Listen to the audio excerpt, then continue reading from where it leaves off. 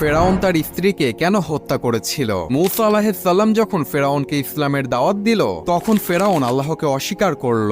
কিন্তু ফেরাউনের স্ত্রী আসিয়া রাদিয়াল্লাহু তাআলা আনহা মূসা নবীর ইসলামের দাওয়াত শুনে আল্লাহর প্রতি ঈমান আনলেন এবং গোপনে গোপনে আল্লাহ তাআলার ইবাদত করতে থাকলেন। ফেরাউন একদিন জানতে পারলেন তার স্ত্রী ইসলাম ধর্ম গ্রহণ করেছে এবং গোপনে আল্লাহর ইবাদত করছে। ফেরাউন এই খবর শুনে প্রচন্ড রেগে যান এবং তার স্ত্রীকে ডেকে বলেন, তুমি কি সত্যি আমার বিরুদ্ধে গিয়ে মূসা নবীর ইসলাম ধর্ম গ্রহণ করেছো?